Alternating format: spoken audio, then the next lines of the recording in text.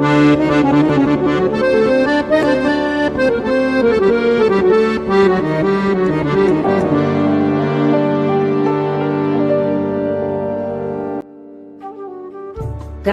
Gasib dahulu berada di hulu Sungai Jantan, Sungai Siak. Kerajaan Gasib sendiri merupakan kerajaan Hindu, Buddha sebelum agama Islam masuk dan menjadi agama kerajaan. Banyak sejarah dan kisah dengan berbagai versi yang diceritakan oleh masyarakat kampung adat Gasib. Konon kerajaan Gasib yang berdiri pada abad ke-14 dan 15 menjadi penerus kerajaan Sriwijaya setelah runtuh pada sekitar akhir abad ke-13. Demikian juru kunci makam Putri Kacamayang membuka Alkisah. Peninggalan istana kerajaan Gasib konon berada di dalam anak Sungai Jantan, yang disebut dengan Sungai Gasib. Kerajaan Gasib dipimpin oleh seorang raja yang bernama Raja Bedagai, dengan seorang panglima besar bernama Panglima Gimbam, dengan gelar Panglima Panjang. Kerajaan Gasib pernah menyerang Aceh dan mengambil kembali Putri Kacamayang yang diculik dan dilarikan oleh Raja Aceh. Kemudian dipersembahkan kepada Raja Gasib. Masyarakat dan kerajaan menjadi penganut Islam sejak di bawah kekuasaan Malaka hingga tahun 1723.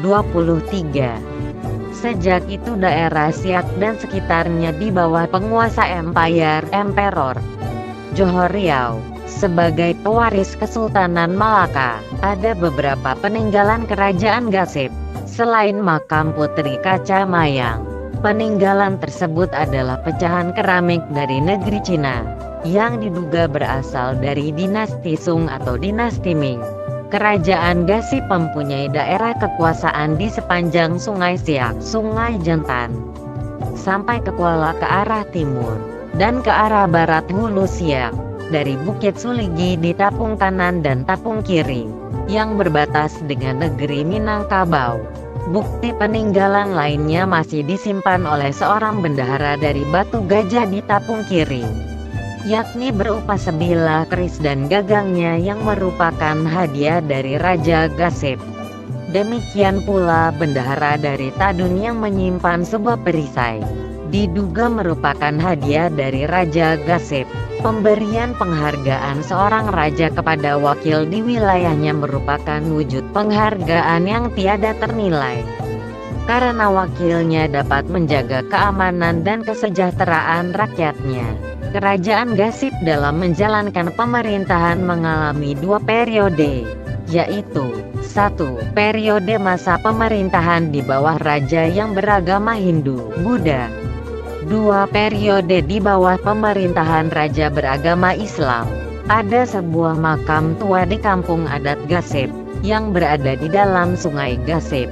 Berdasarkan dari bentuk nisan dan informasi masyarakat desa Gasib, makam ini merupakan makam seorang perempuan kerajaan, dan konon adalah makam seorang putri kerajaan Gasib, yang bernama Putri Kacamayang. Kisah Putri Kacamayang menjadi hikayat ternama di dalam masyarakat kampung adat Gasib, khususnya dan masyarakat Riau umumnya. Putri Kacamayang adalah seorang putri kerajaan yang memiliki paras cantik, sehingga banyak pembesar kerajaan bahkan raja-raja kerajaan lain terpesona. Salah satunya adalah Raja Aceh. Menurut kisahnya, Putri Kacamayang kemudian diculik dan dilarikan oleh Raja Aceh untuk dijadikan permaisuri. Hal ini membuat Raja Gasib murka, lalu mengutus Panglima Panjang atau Gimbam untuk merebut kembali Putri Kacamayang dan dibawa pulang ke kerajaan Gasib. Kemudian terjadilah perang antara kedua kerajaan, dan akhirnya Putri Kacamayang berhasil dibawa pulang kembali oleh Panglima Gimbam dan diserahkan kepada Raja Gasib. Namun putri sudah dalam keadaan meninggal dunia. Konon Tuan Putri kelelahan akibat dikepit oleh Panglima Gimbam saat peperangan terjadi. Panglima Gimbam sangat bersedih hati karena gagal melaksanakan titah raja dengan baik. Kemudian Panglima memutuskan mundur dari kerajaan dan melepaskan pangkat kebesarannya, lalu menyendiri dan menjadi rakyat jelata.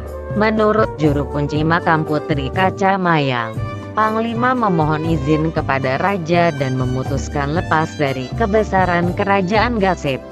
Panglima kemudian menyusuri hulu Sungai Jantan, dan ketika sampai di wilayah hulu, Panglima kemudian bermukim dan menghabiskan sisa waktu hingga akhir hayatnya.